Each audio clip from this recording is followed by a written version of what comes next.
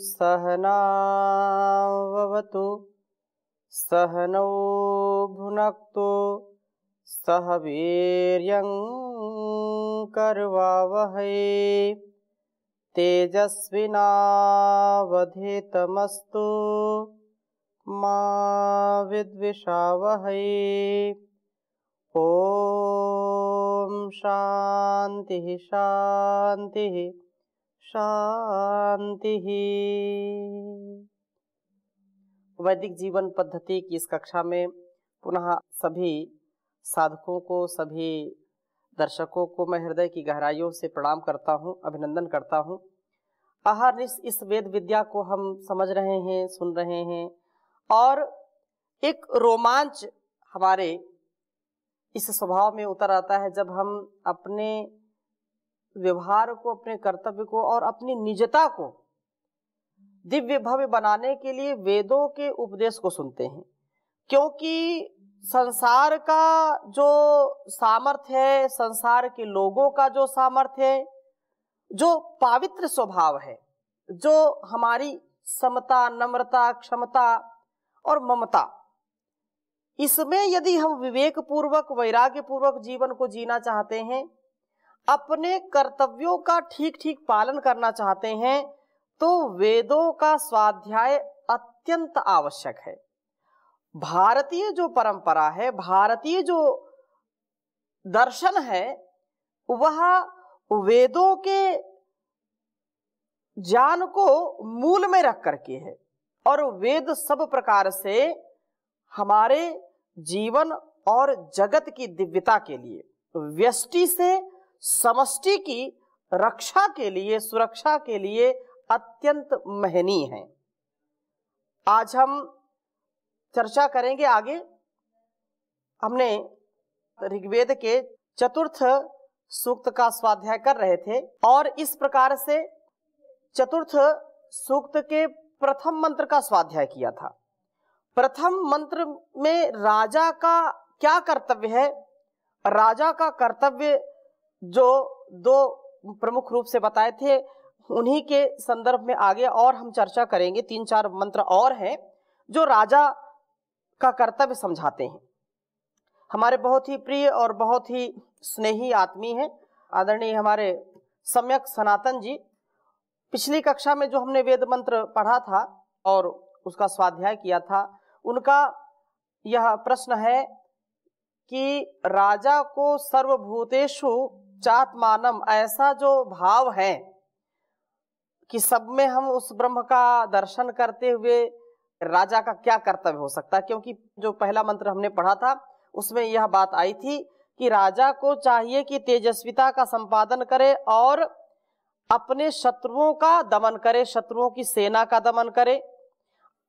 अंदर के जो उदंड हैं, जो अनुशासनहीन लोग हैं, जो राष्ट्रद्रोह करते हैं, उनको भी सीधा करे तथा अपने अंदर के भी जो पतन करने वाले स्वभाव या विचार हैं, इंद्रियां जो लोलुप हैं, उनको भी नियंत्रण में रखे। तो इनका प्रश्न ये है कि सब में एकात्म भाव देख करके, एक आत्मीय संबंध रख करके कैसे राजा शासन करे। बहुत सुंदर प्रश्न किया है सम्यक जी ने। तो इसमें हमको विचार करना चाहिए अपने जीवन के सभी क्षणों में कि संसार में हमारा जो कर्तव्य वो सर्वोपरि है। और भगवान श्री कृष्णचंद्र जी ने भी यही बात कही है। अर्जुन को बहुत समझाया। अर्जुन बार बार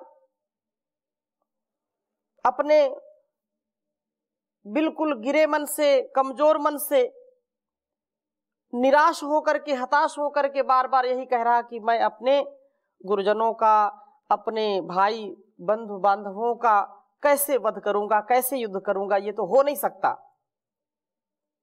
मेरा जो है धनुष हाथ से गिर रहा है,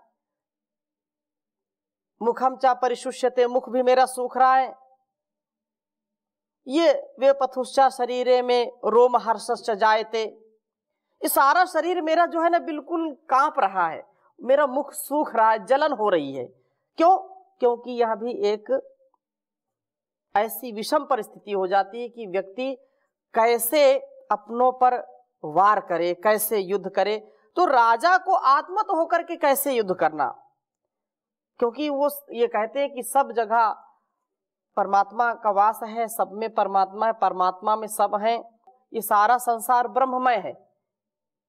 ब्रह्ममय तो है, लेकिन ब्रह्म में कभी कभी लोग जब अपने कुसंस्कारों से, कुविचारों से युक्त हो जाते हैं तो गलत काम करते हैं, वो अधर्म से युक्त हो जाते हैं।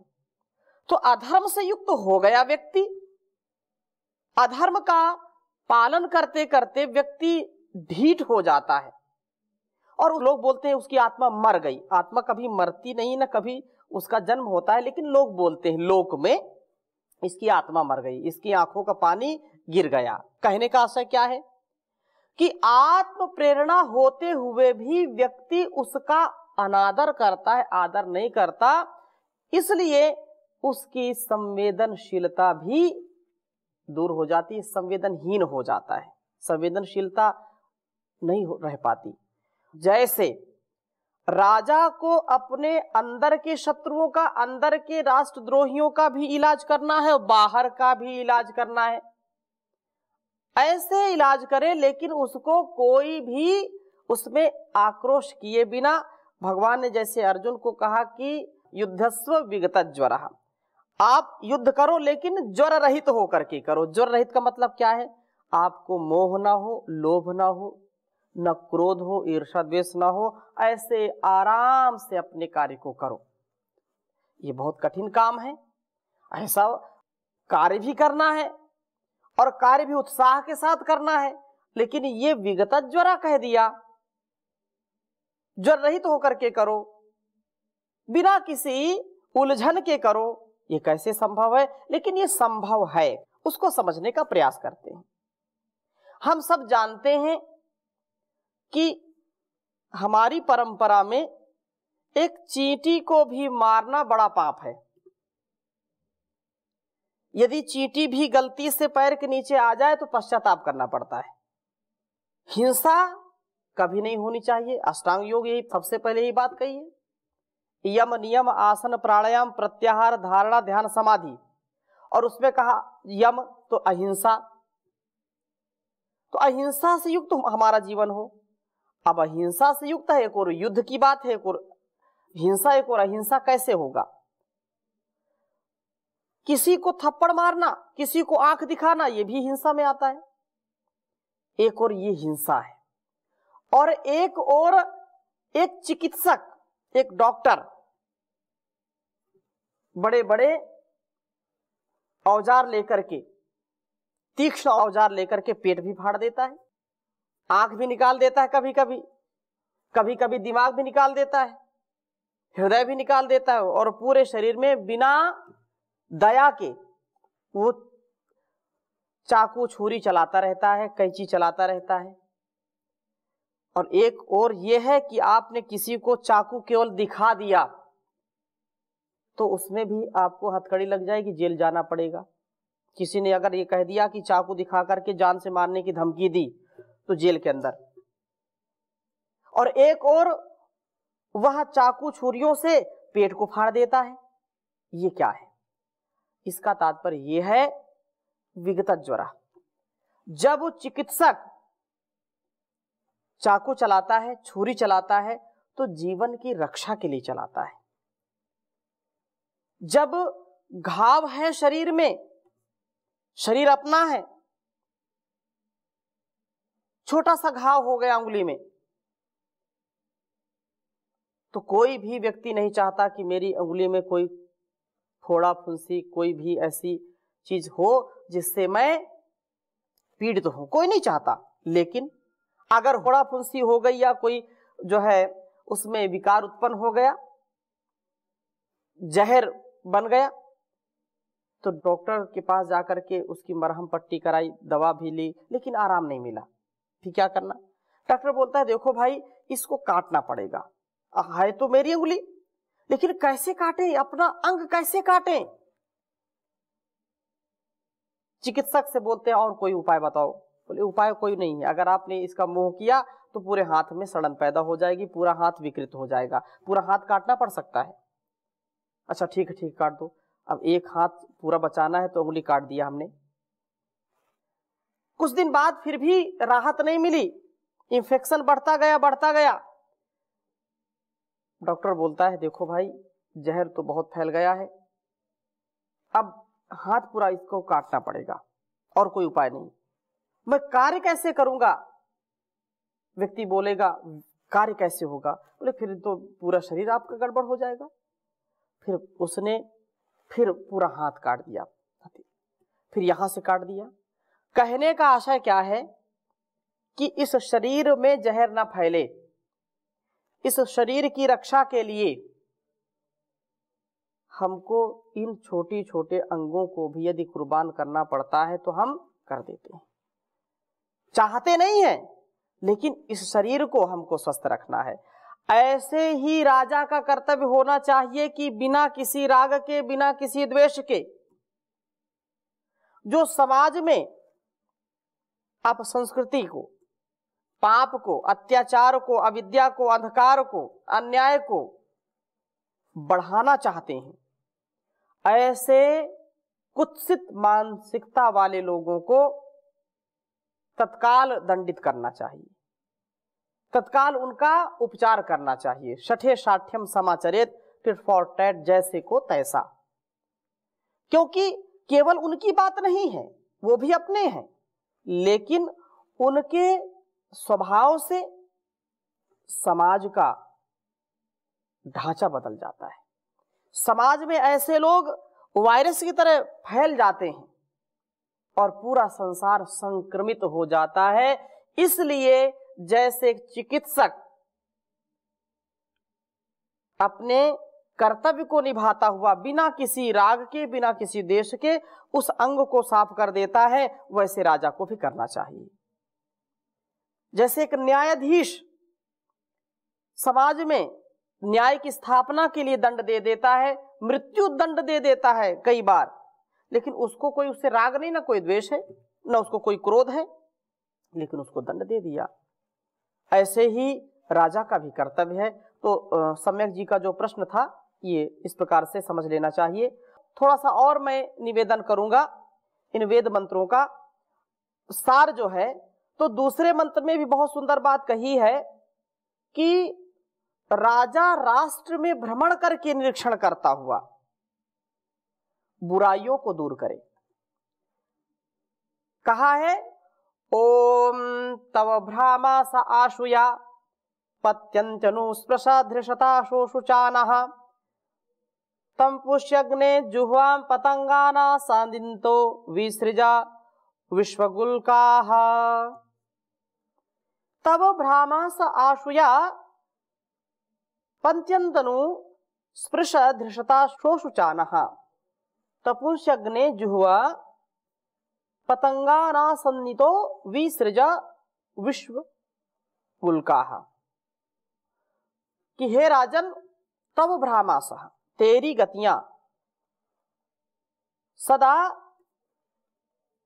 सब प्रकार से राजा स्वयं भ्रमण करके अध्यक्षों के कार्यों को देखने वाला होना चाहिए। जो राजा भ्रमणशील है, जो गति करता है, एक स्थान पर न रह करके सब जगह जा जा करके जिनको जो जिम्मेदारियां सौंपी हैं उनको देखता है, तो सब में भय होता है, पता नहीं कब निरीक्षण हो जाए, और वे बिल्कुल सावधान होकर के, दत्तचित्त होकर के अपने कार्यों को करते हैं।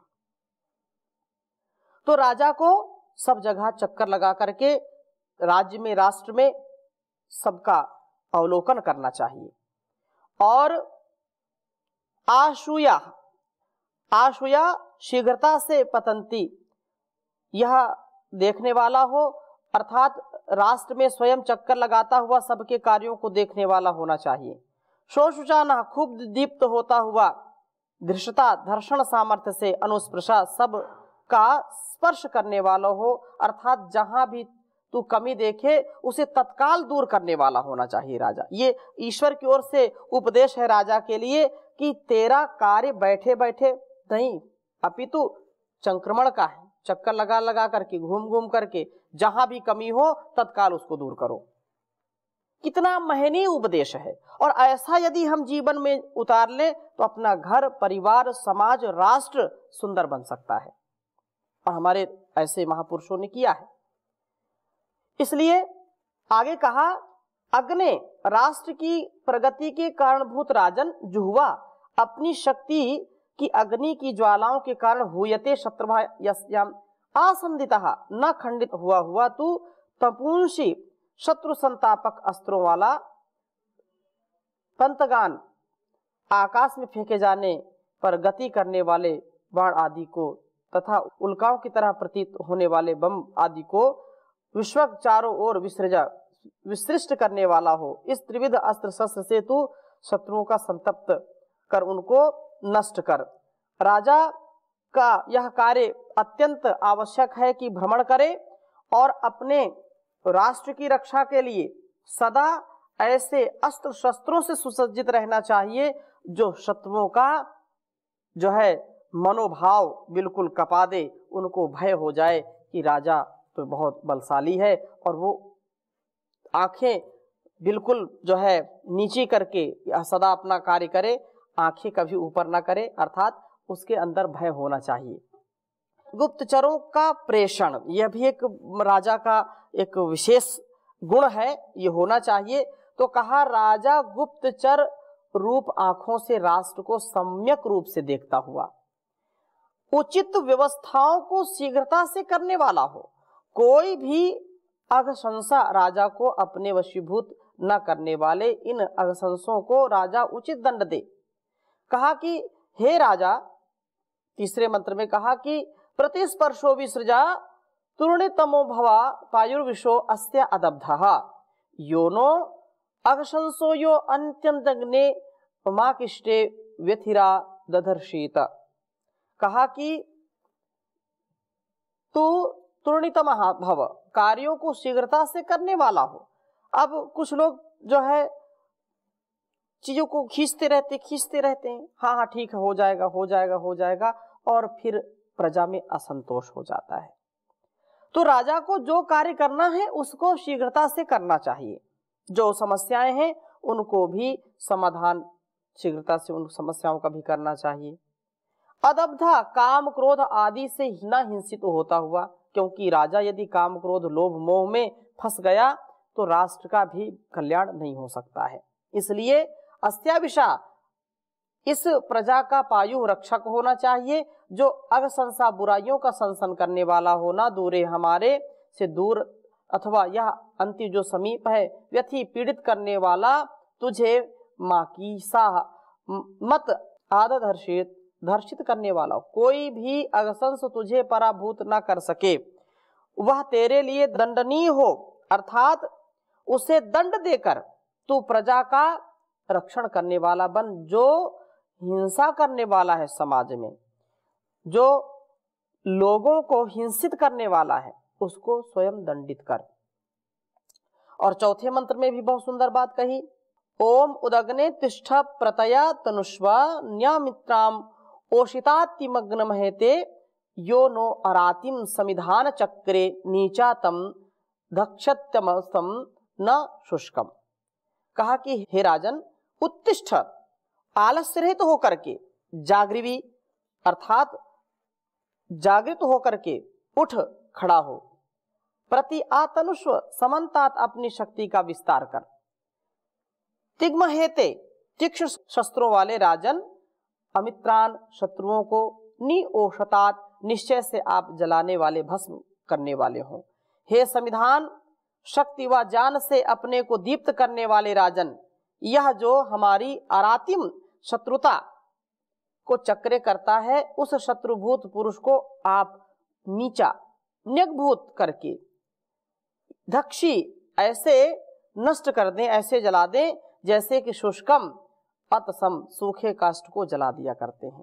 कितनी सुंदर और तेजस्विता की बात है। जो शत्रु है राष्ट्र का, जो समाज का शत्रु है, उसको अग्नि जैसे सूखे हुए ईंधन को, लकड़ी को, काष्ठ को जला देती है, वैसे ही तुम इतने तेजस्वी बनो कि जो शत्रु हैं जो समाज के, राष्ट्र के शत्रु हैं, जो अंदर के बाहर के शत्रु हैं, उनको नष्ट कर दो, उनको बिल्कुल भस्म कर दो, ऐसी यहाँ पर प्रेरणा दी है समाज के लिए।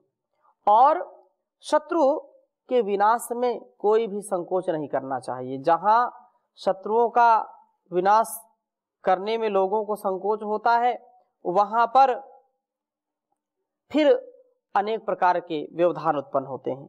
इसलिए कहा है कि तुम शत्रुओं के विनाश में बिल्कुल लिहाज मत करो। ओम ऊर्ध्वो भव प्रति विद्याध्यस्मादा विश्वकृणीष्व दैव्यानग्ने अवस्थिरा तनो हि यतु जूनाम जामिमा जामिम प्रामिणी शत्रुन। कहा कि ऊर्ध्व भव, ऊर्ध्व लेटा न रहा, उठ खड़ा हो जा। जो शत्रु का दमन करने वाला राजा है, और यदि वो स्वयं ही लेटा रहा, स्वयं ही आलस्य प्रमाद में पड़ा रहा, तो प्रमादो मृत्यु। ऐसा राजा कभी भी अपना भी और प्रजा का भी कल्याण नहीं कर सकता है। इसलिए हमको ऐसे राजा, ऐसे जो है राष्ट्र अध्यक्ष मिले, वर्तमान में भी हम देखते हैं। तो ऐसे जो सात्विक, शुद्ध बुद्ध होकर के, निर्लेप, निष्कलंक, निर्द्वंद होकर के राष्ट्र की सेवा में अहर्निश लगे होते हैं, ऐसे राजा को पाकर के धन्य होती है प्रजा, जो सदा प्रजा को अपने पुत्रवत मानते हुए अपने संतानों की तरह जो पालन पोषण करता है और कभी भी उनकी सेवा में आलस्य नहीं करता। तो कहा कि ऊर्ध्वा भव, तुम खड़े हो जाओ, लेटे मत रहो, उठ खड़ा हो। अस्मद अधि, हमारे पास जो होने वाले, ये जो हमारे आसपास जो दैत्य प्रवृत्ति वाले राक्षसों को, प्रतिविद्या, तो विद्ध करने वाला हो। जो हमारे आसपास, अंदर भी बाहर भी, हमारे अंदर भी मन में कुछ ऐसे विकार आते हैं, ऐसे विचार आते हैं जो हमारे शत्रु होते हैं, उनको भी दूर करो, अंदर से भी और बाहर से भी। समाज में, राष्ट्र में, या देखते हैं हम परिवार में भी कुछ ऐसे लोग होते हैं, तो उनका हमको पराभव करना चाहिए। राजा का विशेष कर्तव्य है कि प्रजा के जो बाधक तत्व हैं, प्रजा में जो समस्याएं उत्पन्न करने वाले तत्व हैं, उनका नाश करे।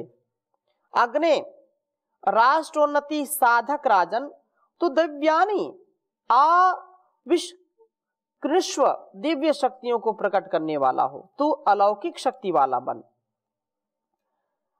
या तो जूना, पीड़ा के लिए ही जिनका जब वेग है, या तो धानो राक्षसों के स्थिरादृढ़ धनुषों को अवतनु ही अवपतित जय वाला डोरी से रहित कर, अर्थात उनके जो अस्त्र शस्त्र हैं उनको नष्ट भ्रष्ट कर दे।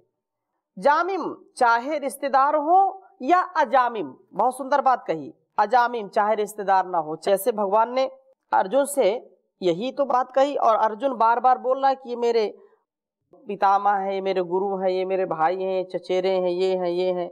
तो इसमें धर्म का पक्ष लेते हुए, न्याय का पक्ष लेते हुए, अहिंसा का, सत्य का पक्ष लेते हुए जीवन को जीने के लिए, राष्ट्र को समृद्ध बनाने के लिए राजा को सदा निष्पक्ष हो करके, सदा निरहंकार से युक्त हो करके अपने कर्तव्य का पालन करना चाहिए। चाहे स्वयं का पुत्र ही क्यों ना हो, पुत्री ही क्यों ना हो, चाहे भाई ही क्यों ना हो, न्याय के पक्ष में सदा उसका निर्णय होना चाहिए। तो न्याय के लिए ही सदा वह आगे बढ़े, और न्याय जो करेगा राजा, वही इस समाज को, राष्ट्र को सुंदर बना पाएगा। ये ईश्वर का उपदेश है। तो चाहे वह सगा संबंधी हो या सगा संबंधी ना हो, शत्रु हैं उनको प्रमृणी ही कुचल दे। राष्ट्र के शत्रुओं को तू विनष्ट करने वाला हो। वहां रिश्तेदारों का भाव तुझे लिहाज के लिए प्रेरित ना करे। अरे ये तो मेरा बड़ा भाई है, ये तो मेरा छोटा भाई है, ये तो मेरे जो है ममेरे, ये तो मेरे चचेरे, ये तो मेरे पता नहीं क्या क्या, ये तो मेरा मित्र है। ये जो रिश्तेदारी है, जो ये सगे संबंधी का भाव है, वहां पर जब कर्तव्य की बात आए तो वह संकोच नहीं होना चाहिए। लेश मात्र वहां पर क्लेश ना हो, न्याय के पथ पर सदा आगे बढ़ने का प्रयत्न करें। यही राष्ट्र के जो है अंतः व बाह्य शत्रुओं को विनष्ट करने के लिए राजा सदा उद्यत होना चाहिए। राजा सदा न्याय के पक्ष में आगे अपने कदम बढ़ाता जाए, तब जाकर के राजा राष्ट्र की, समाज की और स्वयं की रक्षा कर पाता है। और ऐसा कौन कर पाएगा? ऐसा वही कर पाएगा जो राजा स्वयं इंद्रियजित है, जिसके इंद्रियों का नियंत्रण स्वयं में है, जिसका मन नियंत्रित है, जिसका तन नियंत्रित है, और जो तेजस्वी है, ओजस्वी है, जो कर्तव्य से सदा अपने आप को ओतप्रोत रखता है। तो चाहे कोई भी हो, हम तो भारतवासी हैं, इस भारत भूमि के रक्षक हैं, मातृभूमि के रक्षक हैं। इसलिए हर प्रकार से जननी जन्मभूमिश्च स्वर्गादपि गरीयसी, स्वर्ग से भी बढ़कर हम इसको मानते हैं। तो यह सदा भाव रहे, हमको अपने देश के लिए, समाज के लिए, राष्ट्र के लिए सदा आगे बढ़ने का प्रयत्न करना चाहिए। राजा के साथ साथ प्रजा का भी यही कर्तव्य हो, इसलिए कर्तव्य सबसे बड़ा है। इसलिए कहा कर्तव्य क्षेत्र से कभी ना पग पीछे धरे, चाहे कितना भी घोर संकट का साला हो। नदी हो या नाला, तोप तेग तीर भाला धूप, सर्दी या पाला, सिंह हो या काल व्याल हो। बच्चा बच्चा निज देश जाति के उद्धार के ही, बच्चा बच्चा निज देश जाति के उद्धार के ही धुन में लगन में मगन मत वाला हो। मुख से जो कहे उसे करके दिखा दे, फिर क्यों न श्रेष्ठ जनों का दुनिया में बोलबाला हो। फिर क्यों न आर्य जनों का दुनिया में बोलबाला हो। वैदिक सिद्धांत को नितांत निर्भ्रांत माने, ईश आस्था का और अंतर उजाला हो। शुभ हो संकल्प सादा जीवन प्रकाश, सत्य संयम सुशीलता के साँचे बीच ढाला हो। पाखंड के खंडन को सत्य के मंडन को, पाखंड के खंडन को सत्य के मंडन को, कर में पवित्र झंडा ओम का संभाला हो। द्वेष न हो क्लेश प्रेम प्रीति हो विशेष, फिर क्यों न श्रेष्ठ जनों का दुनिया में बोलबाला हो। तो हम संसार में सुंदर, पवित्र और सौहार्द पूर्वक जीवन जी पाए। हर व्यक्ति के अंदर एक राजा है, एक स्वामी है। हर व्यक्ति चाहे तो इस संसार को उस मुकाम तक पहुंचा सकता है जिसकी लोग कल्पना भी नहीं करते। हम एक व्यक्ति नहीं, हम राष्ट्र की अभिव्यक्ति हैं। हम अपने इंद्रियों पर नियंत्रण रखें। राजा हो या प्रजा हो, सबके लिए राष्ट्र सर्वोपरि है। विशेषकर यहाँ पर राजा की चर्चा की गई थी। आगे हम और चर्चा करेंगे आगे के मंत्रों के द्वारा। अभी यहीं पर विराम देते हैं। ओम शांति शांति शांति।